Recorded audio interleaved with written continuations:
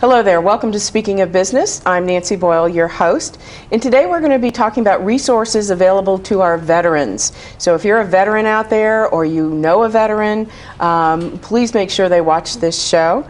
Joining me are Paul Arrington with the Small Business Development Center at UNF, Donna Padgug with the U.S. Small Business Administration, and Ray Wikstrom with the University of North Florida Military and Veterans Resource Center. Wow, that's a mouthful. So welcome. Thank you. First of all, to the audience, too, we want to thank you for your service if you are a veteran. But Paul, let me start with you. I'll go right down the line here. And why don't you tell us a little bit about what you do at the SBDC, and then we'll move on. Well, I am one of 6 certified business consultants that actually operate from our office at the University of North Florida, University of New Orleans. University of North, yeah. And basically what I do is that I provide counseling assistance to small and existing business owners, also startup businesses, and we do that by doing one-on-one confidential counseling, and then also we do workshops as well. Okay. So Donna, tell us what you do at SBA. I am an economic development specialist at the U.S. Small Business Administration in Jacksonville, and I provide a variety of services to our clients, counseling, training. I also have oversight over one of our technical assistance providers, and I also meet with key players in the area of North Florida to coordinate activities so that we can provide the services that SBA has available to everyone as far as we can, you know, Okay. as far out in our territory as we can, which encompasses 43 counties. Okay, so you're North Florida. We're North Florida. And then you have a counterpart in South Florida. That is correct. Okay. Okay, good. Ray, tell us about UNF's Military and Veterans Resource Center. Well, I'm the director there. Okay. I've been there about 16 months. The operation is, we're just starting our 3rd year this August. And our mission basically is to provide a broad range of services and resources to the military veteran and his family, help them ease that transition from combat to the classroom. And we have all kinds of services and resources to do that. Well, let's sort of walk through this process then. I'm going to kind of start with you because oftentimes when our military get back, they want to take advantage of their GI benefits and go to school. Yes, they want to start businesses, and we'll sort of evolve from the school to the business. Okay, so let's say I'm a returning veteran and I want to go back to college. So should I come see you immediately, or should I wait until I'm enrolled? You can do it either way. We try to capture the veteran right off the bat, but that's why this summer we're offering a 3-day workshop that starts actually next Monday with JU and FSCJ. It's called College Ready Boot Camp. And what we do is we're going to assess the skill sets of these veterans and their families so that we can get them into school, either JU or FSCJ or UNF. And that will lead later on to businesses. But we try to capture them right off the bat, tell them what we have, what services we provide, what resources, and then we have a transition coach who is a single point of contact between that veteran and any issue that we have on campus or off campus, particularly with the VA. Okay, so you can also help me, I don't know what the right word is, sign up for, I guess, my benefits, or does that typically happen when I'm exiting the military? No, that can happen right away. We've coached up the recruiters over at our one-stop, our admissions office, to, if they find out there's a veteran, then they come over and see us, or they call us, and again we use that transition coach, and he'll explain all the VA benefits for what Chapter 31, Chapter 30 rehab, or dependents with the spouses or the children, and get them signed up right away.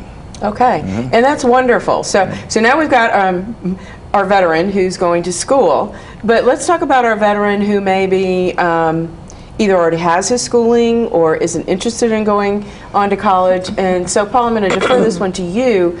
So I'm now back. Maybe I had work experience before I left. Maybe had my schooling before I left, but now I want to start a business. Right. So walk me through that process, if you will. Okay, one of the things that I would suggest is that, as I was mentioned earlier, we offer a number of workshops that are open to everybody, really. Okay. But it may well be, if you're not in business already, that you might want to start there. There's a lot of good information that's provided in those workshops, including, basically how to start up your business, how to develop a business plan, how to market your business, things like that. So all of those are great resources. I do think that if somebody is a veteran, well then at some point or another they should seriously consider whether or not there may be an opportunity for their business, once they're in business, to do business with government. And the reason why that's important is because there are a number of benefits, so to speak, or advantages to doing business with government if you're a veteran-owned business. If it's a veteran-owned business, they are entitled. If it's a service-connected, if they have a service-connected disability, well then they're entitled to certain preferences and priorities with regards to the government buying from them. And as a veteran-owned business, whether they have a service-connected disability or not, there certainly, when it comes to subcontracting opportunities, doing business with prime contractors, and the overall goals of the governmental agencies and purchasing, there are certain goal requirements, and part of that has to do with the percentage of business that they do with veteran-owned business. So it becomes very important for them to decide or to identify those markets in the federal and sometimes in the state and local areas where they may be able to sell their product or services. So that's one aspect of it. And it really is a good deal. I mean, government buys virtually everything. Right. Yeah. So to include as part of your marketing strategy what portion of what you can sell to government becomes very important. In addition to that, again, if it's a veteran, well then there's certain registration requirements that they should become aware of. The Department of the Veterans Administration has what they call Vet Biz, which they need to register there. And that is somewhat of a, I guess you call it a certification process, so that they basically confirm that the person applying is in fact a veteran, or in the case where there was a service-connected disability, that disability had occurred. And then that actually opens up for additional benefits, especially for if your business wants to do business with the VA. Okay. So those are some very important steps that if it's a veteran-owned business that they might want to consider. Okay, so now I'm back and I've got my schooling. I don't want to leave the schooling part out because that's very important. And I've written my business plan. So now I'm ready to find some funding. Okay, so are there any programs that SBA offers? SBA offers a variety of programs, but I just wanted to mention that Paul is, are you not the PTAC right now? I am. Are you? I am. And why don't you explain that, and then I'll because that's a very important role. Okay. As part of the role that I'm playing right now with the Small Business Development Center, I am also the PTAC counselor. PTAC stands for Procurement Technical Assistance Center counselor.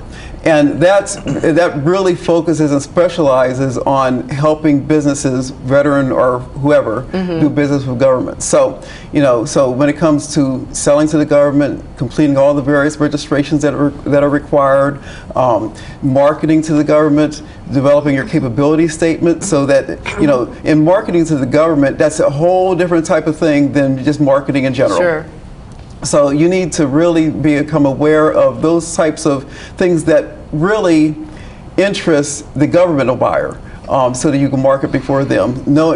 Determining when and how you can best go before, contracting officers, people who buy from government, getting your financing in place, which I'm sure Donna's going to be talking about in a minute, and meeting bonding requirements, developing your capability statement, identifying those various trade shows and conferences that are going to be important for you to attend in order to market yourself to the government. So all those, and also if you do identify a contracting opportunity, how to best submit a proposal so that you can submit the winning proposal.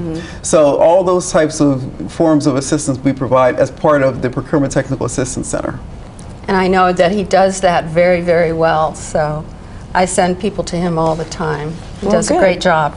So now tell us about, we've gotten to the point now where we want some money, Right. So, how does SBA help us with that? Okay, well, let me just say that all of our programs are open to anyone that qualifies. Okay. Often the devil's in the details, so it's if you qualify. But in terms of focusing on our veterans, let me just say if folks go to sba.gov/vets, VETS, then they will be able to find the information they need about SBA programs. Our loans, we have a special program called the Patriot Express Loan. Okay. And that loan goes up to $500,000. It's for veterans and service members who are eligible for the TAP program. Also, the folks who have a widowed spouse, for instance, may also apply for that loan, and reservists and National Guard members are able to apply for that program. And there are some lenders that sort of focus on that loan, and we can tell folks if they want to call us at the SBA, we will let the veterans and their families know which lenders are really involved in that program so that they don't have to search. Also, the microloan program is an excellent program, and just recently that has come to Duval County. It's sort of on a county-by-county basis, so some counties qualify, some do not. And there's also the Military Reservist Economic Injury Disaster Loan Program, and that is available to provide working capital in case the business owner who is called up or a key person in that business is called up. They will be able to obtain that working capital loan to get them over the rough spot there.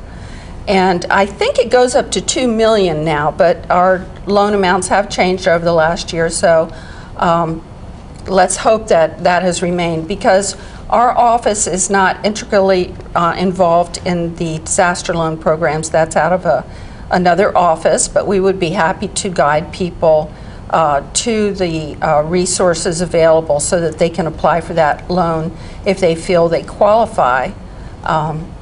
Do you want me to talk about some of the other programs? Sure. Okay. In terms of preparation to start a business, we have a number of programs. One of them is Operation Boots to Business, and that was just launched. It's a pilot program, and all of SBA's technical assistance providers and SBA personnel will be involved at some level, but right now it's focused in specific areas. We also have what he mentioned, we try to make sure that the veterans who are in business learn of the certification that is for service disabled vets, Okay. so that they can qualify for that if they do qualify, but they definitely should try to qualify for that because it gives better opportunities to contract with the government. And also, through Syracuse University, SBA has a partnership with Syracuse, and there are a variety of programs available. One is for vets with disabilities. Another is called Operation Endure and Grow, and that's an expansion of that boot camp, but is more widely disseminated. And there's also another one for women business owners or women who want to be in business called VWise, and that's an excellent opportunity for women. So if a woman is thinking of getting into business or wants to know more about it, please call us, because that's a wonderful program. Now, that's for women veterans, but does it apply to spouses, to wives I of don't veterans? believe that one does apply to the spouse. I think Okay. that's for the veteran. Just for the woman I veteran. think it's for the veteran. I could be wrong, but I'm pretty sure it's just for But the we women. could, and anybody has a question about But that, there they are could so go many to- programs out there that we will find, if someone needs help, we will find the help for them, especially through the Small Business Development Center, the Women's Business Center, the Veterans Business Outreach Center, which is co-located with the Small Business Development Center out in Panama City. It recently moved from Lynn Haven to Panama City, along with the Small Business Development Center. Okay, So, great. okay. And Ray, I wanted to ask you, because Donna brought up a point here with disabled, oh, sorry, go ahead. Let me just mention SCORE also. Okay. Otherwise, they'll think we're ignoring them, and they do a wonderful job. They volunteer their services, and we love them. So go ahead. Okay. No, but Donna brought up a point about disabled veterans as well as military spouses. So for your program, what resources are available for the disabled veteran to help them in this transition to college? Well, it's interesting she brought up this Syracuse University because we're in discussion with Syracuse right now. They have 8 schools that have this entrepreneurship boot camp for veterans with disabilities. Okay. We're trying to become the 9th school. It's in the early stages right now, and we have to get with Coggan College of Business and so forth. But that's going to be helpful if we can get the funding for that. But let me just close the loop on what both Paul and Donna said earlier.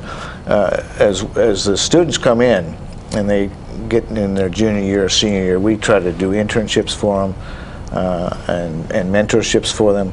But one of the things we do is workshops every semester, 6 to 8 workshops, and we always include the SBDC involved in that. So if somebody is interested in doing their own business, we get the SBDC to come over and talk about it, and that generates other things like women-owned businesses, vets-owned businesses, and so forth.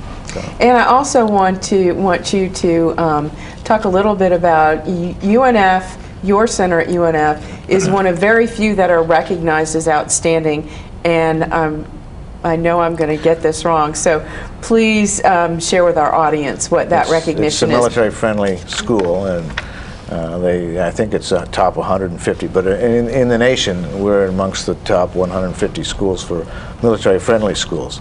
And that's because of all the things we do. We work with the city of Jacksonville. They have a new Jacksonville Military Veterans Coalition, which is a group of, I think it's about 80 employers now.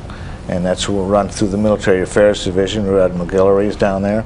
So we're trying to host that in February, host a job fair with the city of Jax for all those JMVC employers.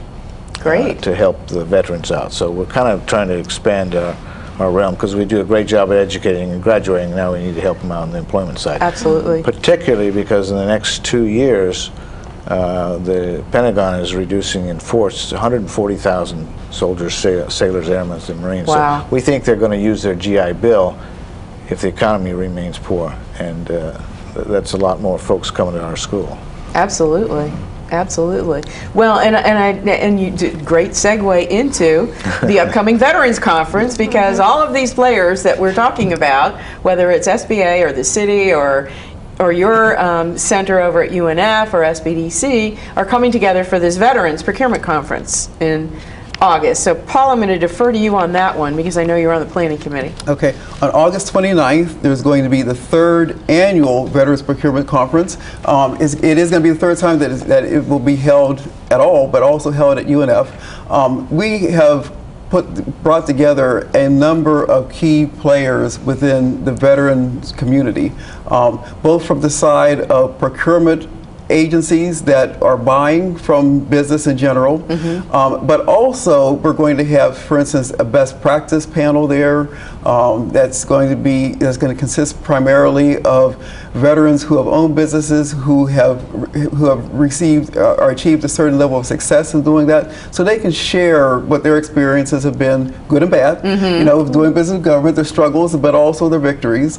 We're going to have a number of the contracting officials there who will be able to address, you know, certain issues and the way to best do business with them. We're going to have an attorney there that's going to be talking about some of the largest contracting mistakes and how to avoid those. I bet those are some doozies. Absolutely. And we are very happy that we're going to be having Cal Jenkins, who is, like, when it comes to government contracting from the Small Business Administration, is like the top deputy administrator. Okay. Who's going to be coming in, and he will be providing the keynote address, and then also he will take part as one of our panelists as well. So, you know, when it comes to SBA and this program, you certainly can't get any higher than that. Really? Right. I mean, other than the administrator herself. He's been around many years. He's very knowledgeable. Exactly. Exactly. Good. So So, we're expecting a great turnout. And it should be it's an all-day event. There's going to be continental breakfast and lunch also. It's going to go basically from 8 or 8:30 in the morning until 3 o'clock, and it's going to be just packed with a lot of information. So when I was saying earlier about if somebody is a veteran and is interested in going into business, or if they're already in business, well then, part of your marketing is to make sure that you're at the types of events where you can network with others who are in business, network among those people who potentially you can sell to, and also learn from others as to what best practices are and so forth. So this is, for this year, this is probably going to be the premier event here in Jacksonville. Well, and it sort of takes me back to what got me to Jacksonville back in 1980, is I was working for a photocopier company, and we bought a dealership here in Jacksonville, so I was transferred up here. Well, my accounts were, for paper and ink for the copiers, were the Navy and the IRS. So you can imagine back in 1980 how much paper and ink the Navy and the IRS went through for all of the copiers within their service area here. I mean, we had 39 copiers on the Forest Stall. So you learn very quickly that you have to do your paperwork in the exact right manner if you want to get paid. Otherwise, it could take you, forever and a day to get your paperwork processed. So even something as small as, which is really huge when it comes to the kind of dollars that you're talking about when you're servicing an organization at large, but something as insignificant as where the purchase order number goes on the invoice and things of that nature. Now, I know it's gotten a lot better in the last too many years than I want to talk about.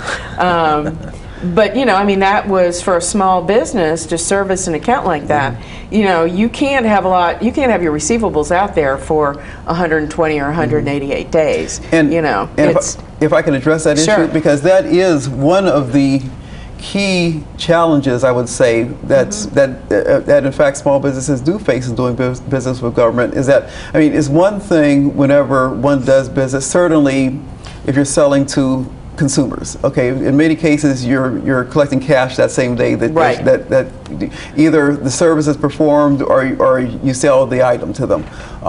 And even with in the commercial world, I mean, it may well be that you may be able to float, payments coming to you.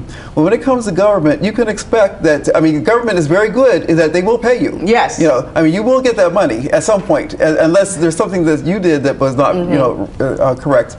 But it can take some time. So just planning, preparing your business so that you can handle the inevitable cash flow issues that may arise between the time that you perform the service or sell that inventory or whatever it is, and you actually collect the money. Those can be challenges as well. So one of the things that I like about our office at the Small Business Development Center is that we provide the assistance with regards to government contracting, but then we have counselors there as well that can help you, that can help a business owner from the financial standpoint and planning for growth and those types of things. So it kind of blends together.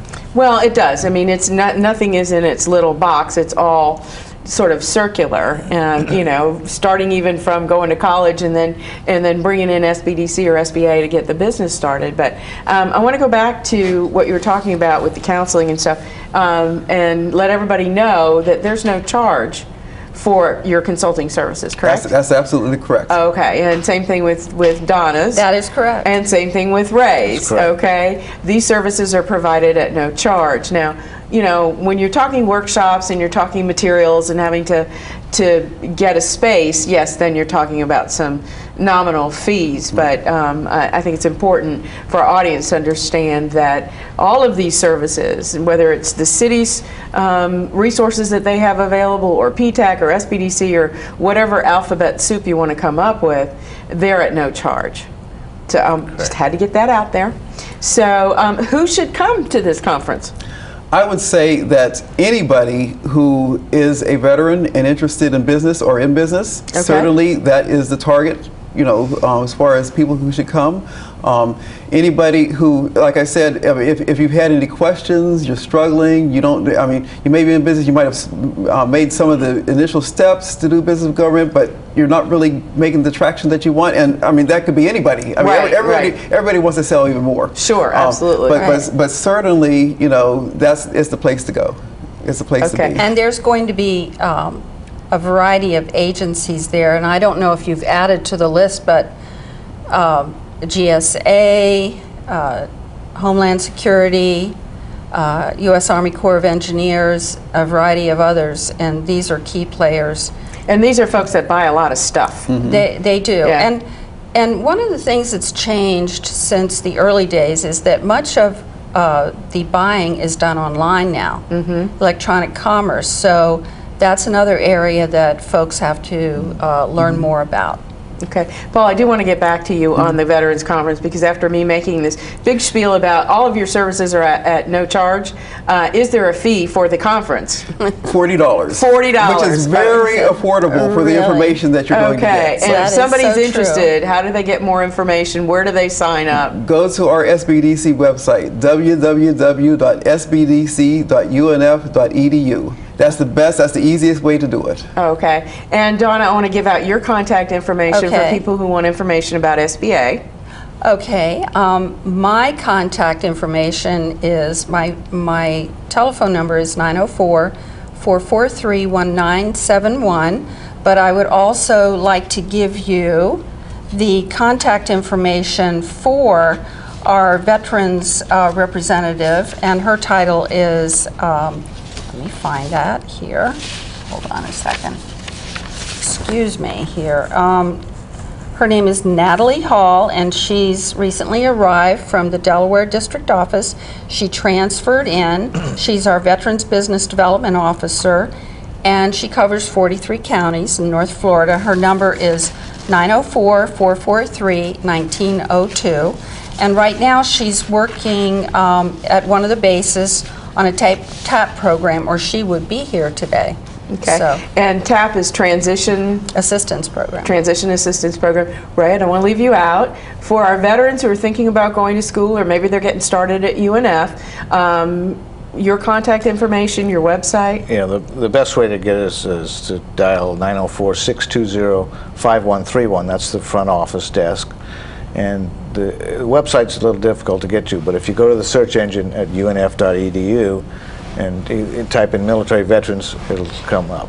Okay, good. So www.unf.edu, search for veterans. Right, or military. Or military. Okay, well then good. That'll get people to find you as well. So I'm excited about this Veterans Conference. I know it's the third annual? Third annual, and it's going to be a really good event. So, and Ray's going to be speaking, Donna's going to be there. I think you're speaking too, aren't you? Yes. Okay, so you have some great resource providers right here that will be there. So I want to thank you all for being here today. Thank you in the audience for joining us today. And remember, if you know a veteran or you are a veteran, the Veterans Conference is coming up on August 29th. You can go to www.sbdc.unf.edu for more information. So thank you for joining us today, and come back next time and we'll be speaking of business.